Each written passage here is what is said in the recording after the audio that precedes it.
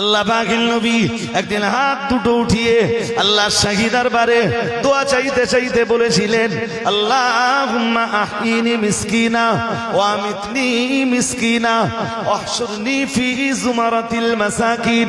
ফাকালাত আয়েশাতু lima ইয়া রাসূলুল্লাহি ক্বালা ইন্নাহুম ইয়াদখুলুনাল জান্নাতা ক্বাবলা আগনিয়াইহিম বিআরবাঈনা খরিফা। প্যারা নবী মুহাম্মদুর রাসূলুল্লাহ সাল্লাল্লাহু আলাইহি ওয়াসাল্লাম কোন একদিন আল্লাহর শাহী দরবারে হাত দুটো তুলে দোয়া চাইছিলেন, আল্লাহুম্মা আহইনি মিসকিনা, ও রব্বুল আলামিন আমি মুহাম্মদ সাল্লাল্লাহু আলাইহি ওয়াসাল্লাম গরীব অবস্থায় বাঁচতে চাই। ওয়া আহইনি মিসকিনা, ও রব্বুল আলামিন আল্লাহ যেদিন আমি হাশরের ময়দানে উঠব, কবর থেকে ময়দানে মাশারে উঠে পড়ব, আমার হাসর নাসরটাও আমি দুনিয়ার গরিব মানুষের সঙ্গে কামনা করি। প্রিয় নবী মুহাম্মদুর রাসূলুল্লাহ সাল্লাল্লাহু আলাইহি ওয়াসাল্লাম মাঝখানে আর একটা দোয়া চাইতেন, আল্লাহ গরিব অবস্থায় বাঁচিয়ে রাখুন। ওয়া আমিতনি মিসকিনা, আল্লাহ গরিব অবস্থায় আপনি আমায় মওত দান করুন। শেষ বেলায় বলতেন, আল্লাহ যেদিন হাসর নাসর হবে আমি মুহাম্মদুর রাসূলুল্লাহ সাল্লাল্লাহু আলাইহি ওয়াসাল্লাম যেদিন হাসরের ময়দান থেকে আমি যেদিন কবর থেকে হাসরের ময়দানে উঠব, ও রব্বুল আলামিন আল্লাহ ওই কঠিন দিনে গরিবের সঙ্গে হাসর নাসর করান। নবী মুহাম্মদুর রাসূলুল্লাহ সাল্লাল্লাহু আলাইহি ওয়াসাল্লাম এই দোয়া যখন চাইছিলেন, আম্মা জান আয়েশা রাদিয়াল্লাহু তাআলা আনহা আমাদের নবীর দোয়া শুনছিলেন।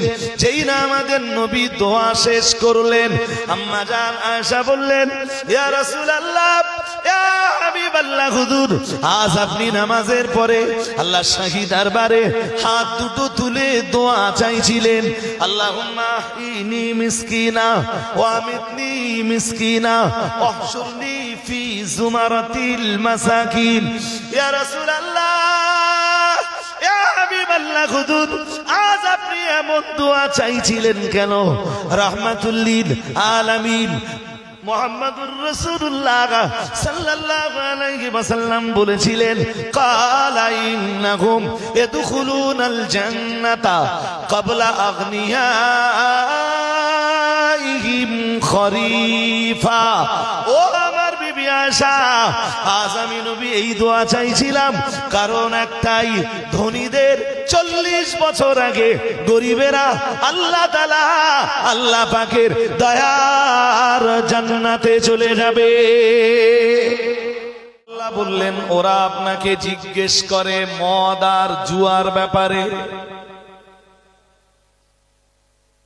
ঘুম পাচ্ছে আপনাদের নাকি? চোখে চোখ রাখতে হবে। রাসূল যখন কারোর সাথে কথা বলতেন না, একদম চোখে চোখ রেখে কথা বলতেন।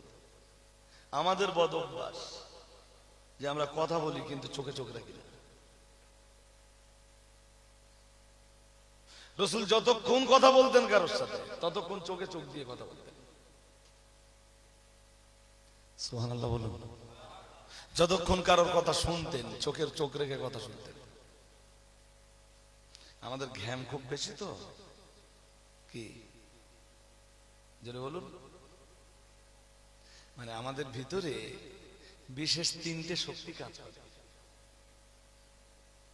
ওই 3 শক্তির ভিতরে এক শক্তির নাম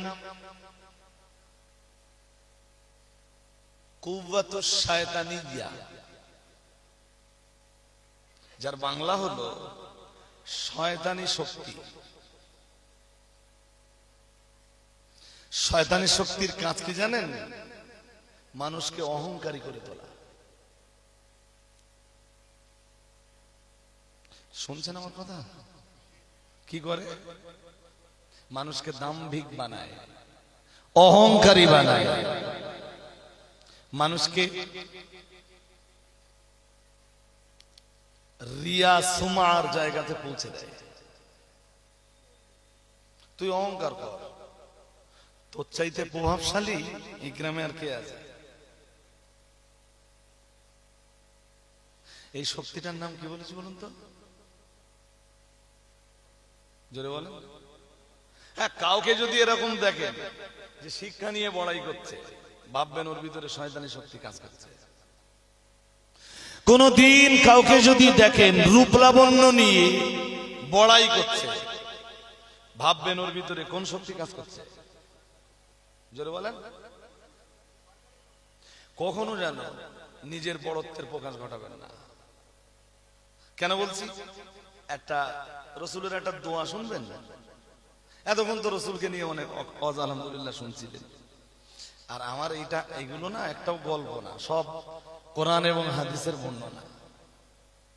হাদিসে এসছে রসুল যখন দোয়া করতেন এক এক সময় এক এক রকম দোয়া করতেন, মানে যখন যে দোয়া দরকার রসুল তখন সেই দোয়া করতেন। আমরা যেমন সবসময় রব্বানা যালামনা আনফুসানা ওয়া ইল্লাম তাগফির লানা ওয়া তারহামনা লানাকুনান্না মিনাল খাসিরিন রব্বানা আতিনা ফিদ দুনিয়া হাসানা ওয়া ফিল আখিরাতি হাসানা ওয়া কিনা আযাবান নার, অলটা আমরা তো একই দোয়া করি। রসুল তো করতেন না। রসুল একদিন দোয়া চাচ্ছেন আল্লাহর কাছে, চ্যাম্পিয়ন দোয়া, বলছেন আল্লাহুম্মা জাআলনি শাকুরা ওয়াজআলনি সাবুরা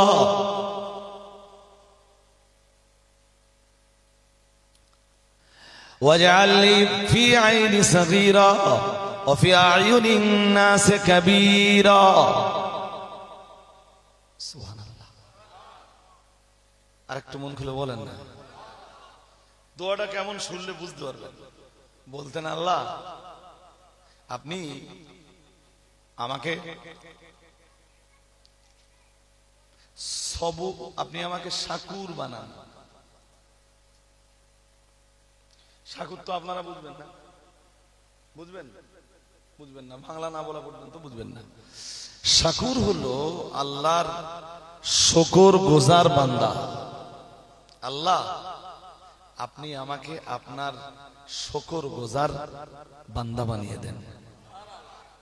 আপনি আমার এত নিয়ামত দিলেন, যদি আপনার শুকরিয়া আমি জ্ঞাপন না করতে পারি আমি তো ব্যর্থ। আপনি আমার উপরে নারাজ, আপনি আমার উপরে অসন্তুষ্ট। শুকরিয়া তো আমাদের ভিতরে মোটেই নেই, মোটেই শুকরিয়া কাজ করে না আমাদের ভিতরে। যার ভিতরে 5 বারের নামাজ নেই, তার ভিতরে আল্লাহ শুকরিয়াটা কোথায়? কি দেননি আল্লাহ, এটা একটু বলে বোঝান। দুনিয়া ভরা নেয়ামত। সুবহানাল্লাহ। আরেকটু মন খুলে বলেন। আকাশের সূর্য, আকাশের চাঁদ, আকাশের অসংখ্য তারকা, মানব জাতির প্রয়োজনে আকাশ থেকে বৃষ্টি। কি দেননি? দেখার জন্যে চোখ, শোনার জন্যে কান, কাজ করার জন্যে হাত, চলবার জন্যে পা, চিন্তা ভাবনা করার জন্যে ব্রেন। কি হতো যদি আল্লাহ রাস্তার পাগলের মতো একটা পাগল আপনাকে বানাতেন? কি করার ছিল আপনার? আমারই বা কি করার ছিল যদি আল্লাহ আমার দিমাগটা খারাপ করে দিতেন?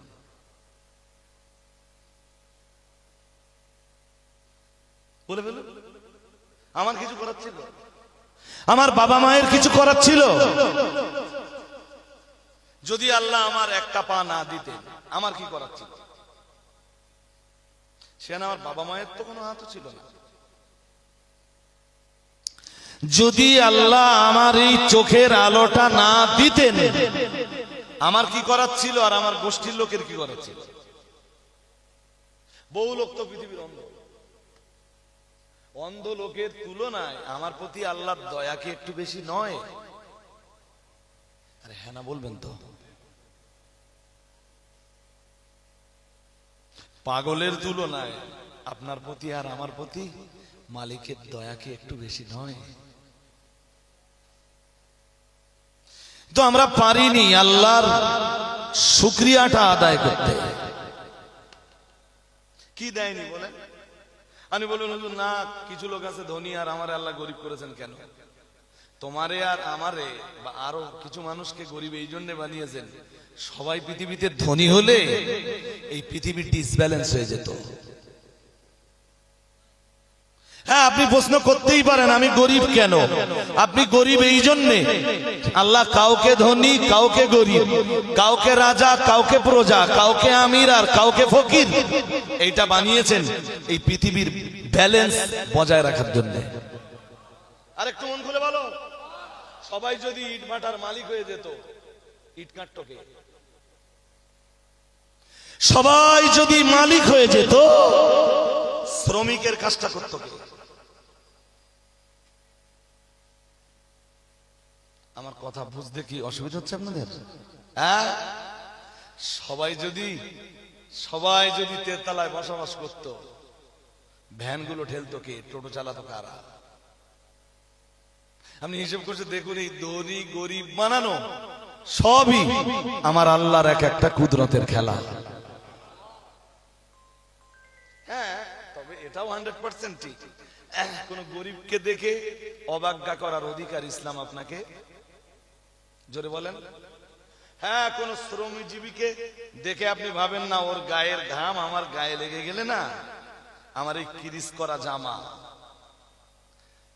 পারফিউম দেওয়া এই জামা, পারফিউম ব্যবহার করা এই জামাটা, এটা দুর্গন্ধ হয়ে যাবে, কোন গরিবকে দেখে আপনি ভাবেন না। রসুলের অভ্যাস ছিল কি? রসুলের অভ্যাস ছিল, রসুল আল্লাহর কাছে দোয়া করতেন আর বলতেন আল্লাহুম্মা আহিনি মিসকিনা, আল্লাহ দুনিয়াতে আমার দোস্তিটা যেন গরিবদের সঙ্গে হয়।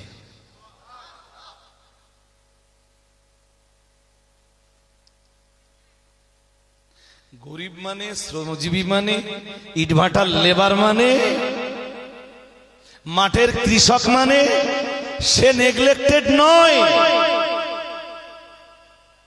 সে ঘৃণ্য নয়, সে ঘৃণার পাত্র নয়, সে পিছিয়ে পড়া নয়, সে অবজ্ঞার পাত্র নয়, সে লাঞ্ছিত নয়। তাকে লাঞ্ছিত বানিয়েছে আমার সমাজ ব্যবস্থা, তাকে দুর্বল বানিয়েছে মানুষের তৈরি করা শিক্ষা, ইসলামের দেওয়া শিক্ষা কাউকে ঘৃণা করতে শেখায় না। সুবহানাল্লাহ। আর একটু মন খুলে বলুন, ইসলামের দেওয়া শিক্ষা কাউকে অবজ্ঞা করতে বলে না। ইসলামের কোরআনের দেওয়া শিক্ষা কাউকে নেগলেক্টেড ভাবার, কাউকে ঘৃণ্য দৃষ্টি কারোর প্রতি দেওয়ার শিক্ষা ইসলাম দেয় না। ইসলাম ভালোবাসা শেখায়, ইসলাম মানবতা শেখায়, ইসলাম উদারতা শেখায়, ইসলাম মহানুভবতা শেখায়, ইসলাম দুর্বলের পাশে দাঁড়াতে শেখায়। সুবহানাল্লাহ বললেন না তো? আর একটু মন খুলে বলুন আল্লাহু আকবার, আল্লাহু আকবার, লা ইলাহা ইল্লাল্লাহ, আল্লাহু আকবার, আল্লাহু আকবার, ওয়ালিল্লাহিল হামদ। এগুলো আপনারাও পড়বেন, আমি একলা পড়বো কেন? পড়বেন মাঝে মাঝে, এগুলো আল্লাহর বড়ত্বের ঘোষণা দেবেন। আবু জাহেল একবার রাসূলের কাছে এসে বলেছিল মুহাম্মদ সাল্লাল্লাহু, সবাই বলেন তো আমাদের নবীর নাম শুনলে এটা পড়তে হবে না? মোহাব্বত তো এখানেই তৈরি হবে। একটা ব্যানার রাস্তার উপরে টানিয়ে দিলেন আই লাভ মুহাম্মদ সাল্লাল্লাহু আলাইহি ওয়াসাল্লাম, মোহাব্বত তো হতে আসবে না, ও তো ফন্ড না, কিচ্ছু না। এটা প্রথম যেখান থেকে শুরু হয়েছিল, আমার এখনো সন্দেহ হয় যে এটাই আরএসএস দের কোন চক্রান্ত কিনা। মেবি এটাও হতে পারে যেটা যারাই খুলেছিল তারাই লাগিয়েছিল। উদ্দেশ্য ছিল এইটা, মুসলমানদের একটু খেপিয়ে দাও। আমার কথা বুঝতে পারেননি?